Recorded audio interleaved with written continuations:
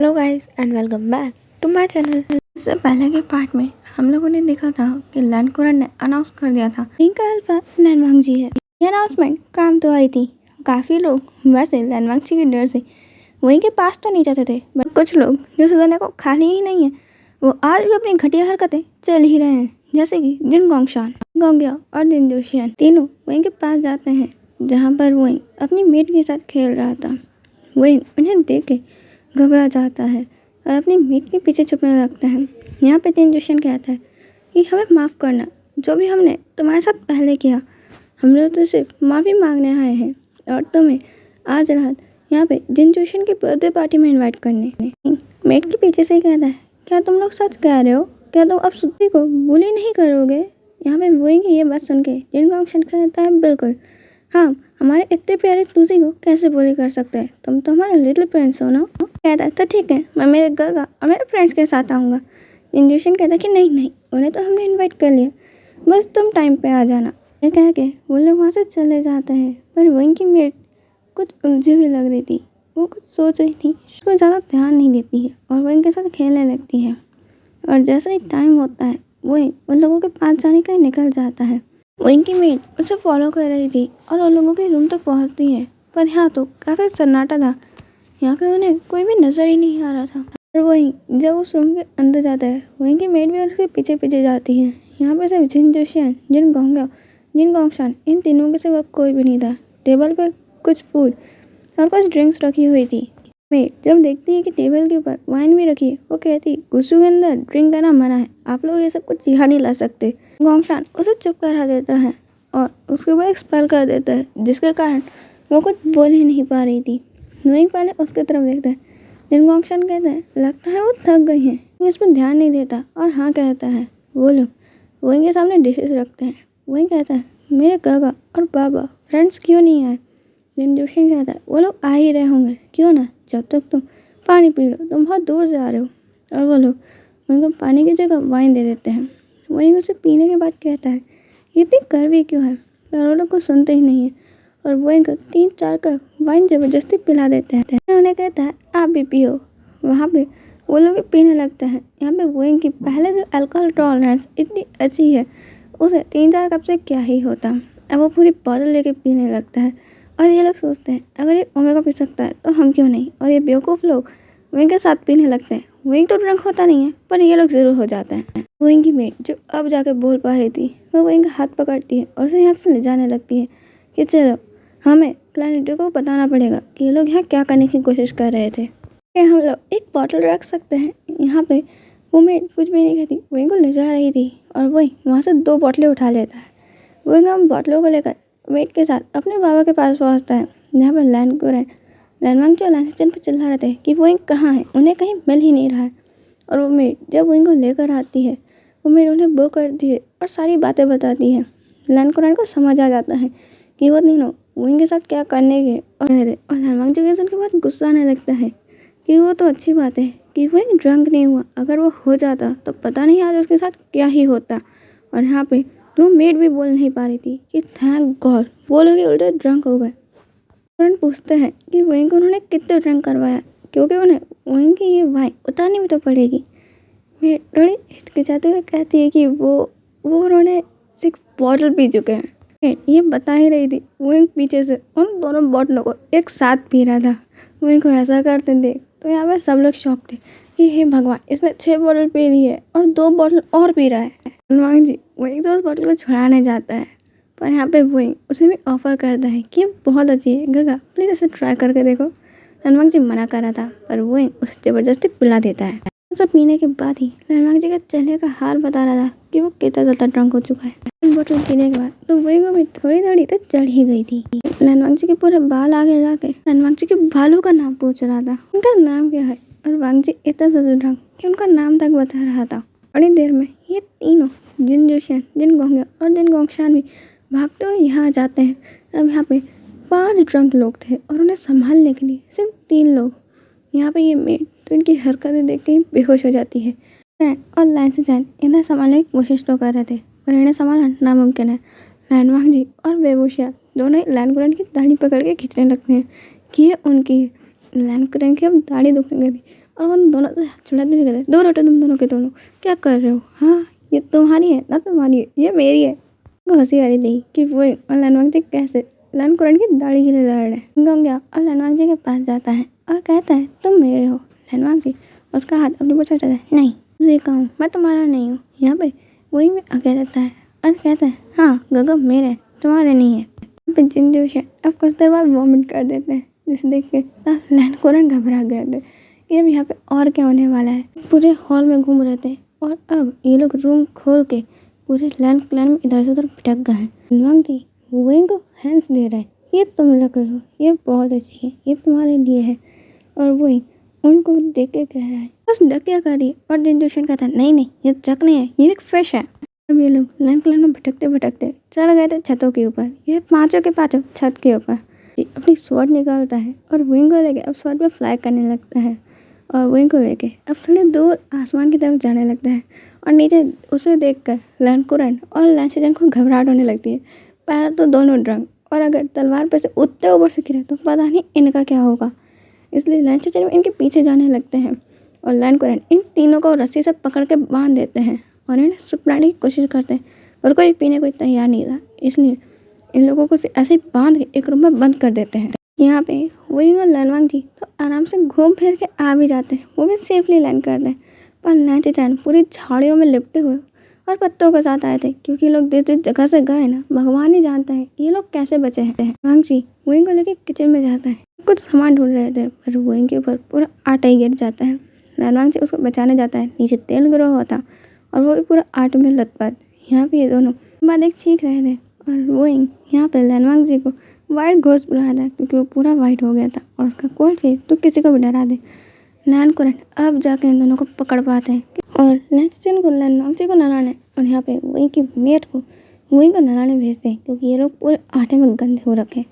अब ये लोग को फ्रेश करके नए कपड़े पहना के वापस सुला दिया जाता है। लोग का नशा सुबह तक ही उतरेगा, पता नहीं कौन ने कहा था इतना घटिया प्लान बनाओ। मॉर्निंग लैनवांग जी उठता है सर दर्द के साथ, वहीं तो बड़े मजे से अभी भी सो रहा था, और जब उसकी नींद खुलती है तो सच में सब बहुत ज़्यादा दुख रहा था। और वहीं अब यहाँ पे हैंगओवर सूप पी रहा था, लैनवांग जी को उसे पीना पड़ रहा था। यहाँ पे लैनवांग जी काफ़ी ज़्यादा शर्मिंदा था कि उसने ड्रंक कर लिया। और यहाँ पे लैनकुरन इन तीनों को सामने लेकर बैठे हुए थे अपने हॉल के अंदर। इन्हें होश आता है, ये पूछते हैं, हम लोग कहाँ? ये हमारा रूम तो नहीं है। तुम्हारा रूम नहीं, हमारा हॉल है, और तुम लोगों ने जो कल कांड किया है ना, तुम्हें क्या पनिशमेंट मिलनी चाहिए तुम खुद चूज कर लो। आखिर तुम्हारी हिम्मत कैसे हुई लैंड क्लैन के अंदर ड्रंक करने की? क्या तुम्हें रूल्स पहले ही दिन नहीं बता दिए गए थे? माफ़ी मांग रहे थे लैनकुरन कुछ कहते ही कि तभी वहाँ पे उनके ग्रेट ग्रेट ग्रेट एल्डर अपने सख्त रिलीजन से बाहर आ जाते हैं। और ये खबर सुन के लैनकुरन उन्हें कहते हैं कि उनकी सज़ा बाद में बताएंगे, और यहाँ से अब उन्हें अटेंड करने के लिए उनके पास चले जाते हैं। ऐसे ही वो एल्डर यहाँ पे आते हैं। सब लोग काफ़ी घबराए हुए थे, क्योंकि लैंड क्लैन में सिर्फ एक ही ऐसे एल्डर है जिनके गुस्से से सब लोग डरते हैं, क्योंकि इन्हें जब भी गुस्सा आता है कोई भी बच नहीं पाता, और हमेशा इनका गुस्सा इनके नाक पे ही रहता है। फिर वही के सामने आते हैं, वही पहले उन्हें देख के पहचानते नहीं है, पर वो एल्डर वही को देखते से ही पहचान लेते हैं कि वही कौन है। और वही के अंदर जो पावर्स उन्हें फील हो रही है वो शायद किसी और को नहीं हो पा रही है, क्योंकि वही के पावर्स अभी सील है, और इस सील को हटाना अब ज़रूरी हो चुका है, क्योंकि वो फील कर पा रहे थे कि वो दिन पर दिन कितना कमज़ोर होते जा रहा है। उसकी एनर्जी अब बिल्कुल बहुत कम हो गई है, और एक दिन हो सकता है ये ना के बराबर हो जाए, तो वही जिंदा भी नहीं रह पाएगा। ये सील वहीं के ऊपर खतरा बन रही है, पर ये सील वहीं के ऊपर किसने लगाई होगी?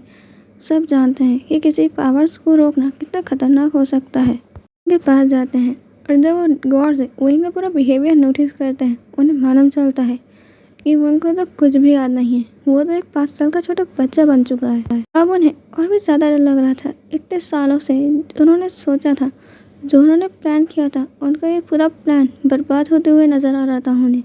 इतने सालों की मेहनत वो इस तरीके से बर्बाद नहीं होने दे सकते। एल्डर अब यहाँ से लैनी को बुलाते हैं, और जब तक यहाँ लैनकुरन आ चुके थे, यहाँ पे लैनी, एल्डर और लैनकुरन अब एक रूम में जा चुके थे। इस रूम के आजू बाजू एक बहुत बड़ा बैरियर लगा दिया गया था कि गलती से भी कोई उनकी बातें ना सुन सके। एल्डर गुस्से से चिल्लाते हुए कहते हैं, लैनी, मैंने तुम्हें कहा था उसे प्रोटेक्ट करना, तुम जानती हो वो कितना इम्पोर्टेंट है, हमने उसके लिए कितनी ज़्यादा कुर्बानियाँ दी हैं और तुमने यहाँ पे क्या किया है। वो तुम ही हो ना जिसने उसकी पावर्स को सील किया है। जानती हो ना कि वो कितना ज़्यादा खतरनाक है। उसकी ऐसी पावर्स को सील होना इसकी जान के ऊपर एक खतरा है। ये बात तो लैन कुरैन को भी नहीं मालूम थी और वो अब इंतज़ार कर रहे थे कि लैनी अब इसका जवाब दे कि उन्होंने ऐसा क्यों किया है। ये कहती है, और आपने कभी सोचा था कि आप जो उस बच्चे के साथ कर रहे हैं वो सही है या गलत। अगर मैं उसकी पावर सील नहीं करती तो मालूम है आज वो जिंदा नहीं होता, वो पागल हो गया होता। वो पावर वो नहीं सह सकता, वो इतना ज़्यादा पावरफुल नहीं है। अभी उसकी बॉडी उन पावर्स को बियर करने के लिए तैयार नहीं है। इससे कोई मतलब नहीं, वो हमारा वो हथियार है जिसे हमने सालों की मेहनत पर तैयार किया है और मैं इस तरीके से बर्बाद नहीं होने दे सकता। अब पूछते हैं आप लोग किस बारे में बात कर रहे हैं, मुझे साफ साफ समझाइए ये क्या हो रहा है। नहीं, अब बताने लगती है ये बात से 1000 साल पुरानी है, जब पूरे कल्टीवेशन वर्ल्ड में डीमंस और डिविडर्स की लड़ाई चलती रहती थी। उस ट्रेजर को पाने के लिए जो ट्रेजर की दो भागों में बांट दी गई है, एक डीमन क्लैन के पास है और एक हमारे कल्टीवेशन वर्ल्ड में। लैनी बताती हैं कि वही की मदर जो इस कल्टीवेशन वर्ल्ड में सबसे ज़्यादा पावरफुल थी और उनके पार्टनर सर वीक स्वॉर्डमैनशिप को कोई भी टक्कर नहीं दे सकता था, क्योंकि उससे ज़्यादा बेहतर स्वॉर्ड मास्टर आज तक कोई बन ही नहीं सका है। दोनों जा तो रहे थे डीमन क्लैन से लड़ने के लिए, बट यहाँ के ही कुछ लोगों ने उन्हें धोखा दे दिया था। क्लैन, बी क्लैन और हमारे क्लैन से कुछ एल्डर्स, तीनों ने मिलकर उन्हें मारना चाहा। बड़े मुश्किल से बचे थे और उसके बाद से उन लोगों ने अपनी आइडेंटिटी हाइड कर ली और पूरे कल्टीवेशन वर्ल्ड में वो छुप के रहने लगे। किसी को नहीं मालूम था वो लोग कहाँ हैं। कई सालों बाद जब वो लोग बाहर आए, उनके पास उनका बेटा था जो काफ़ी ज़्यादा पावरफुल था। गाइस अपने फादर की तरह पूरी रेड हो जाया करती थी जब वो अपनी पूरी पावर्स को इस्तेमाल करता था या फिर जब वो गुस्से में हुआ करता था। और उसकी ब्यूटी पूरी अपनी मदर पे गई थी। वो सच में काफ़ी ज़्यादा खूबसूरत था। सब लोग जानते थे कि ओमेगा कितना ज़्यादा पावरफुल बनने वाला है। वही को इस्तेमाल करके सब लोगों ने उस ट्रेजर को पाना चाहा। वो लोग यहाँ पे वही के पेरेंट्स से वही को छीनने की कोशिश कर रहे थे ताकि वो लोग वही को एक टूल की तरह इस्तेमाल कर सकें। फिर वही के पेरेंट्स ने जब मना किया और वही को यहाँ पे सारी चीज़ों से दूर रखना चाहा, वही को बचाते बचाते वो इस दुनिया से जा चुके थे। और यहाँ पे हमारे एल्डर ने वही को लैन क्लैन में लाया। इनके ऊपर 5 साल तक उन्होंने सिर्फ अपनी पावर्स के एक्सपेरिमेंट किए हैं। वो बच्चा सिर्फ कुछ महीनों का ही था जब वो लैन क्लैन में आया था और ये अपने सेक्ट रिलीजन में ध्यान करने की जगह उस बच्चे को टॉर्चर किया करते थे। बाद इन्होंने वोइंग को जैंग क्लैन में जैंग लीडर को दे दिया था ताकि वो वोइंग को पाले, ताकि किसी को मालूम ही ना चल सके कि वोइंग कौन है और उसकी पावर्स, और वो पूरे हिडन रहेगा। ये वो थे जिन्होंने वोइंग की पावर्स को सील किया था ताकि किसी को मालूम ही ना चल सके कि वो क्या है।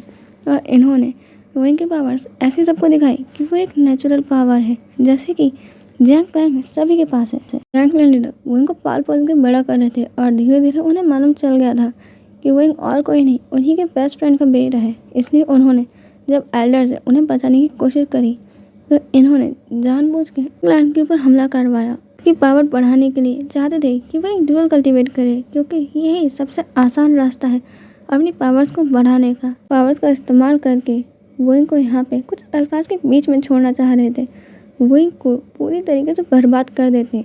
इसलिए मैंने वोइंग की फैमिली जब यहाँ से वोइंग के साथ जा रही थी उस बोर्ड के अंदर, और जब उनके ऊपर हमला हुआ था वोइंग को वहाँ से बचाकर लैन क्लैन में ले आई थी और वोइंग की सारी पावर्स को सील कर दिया था।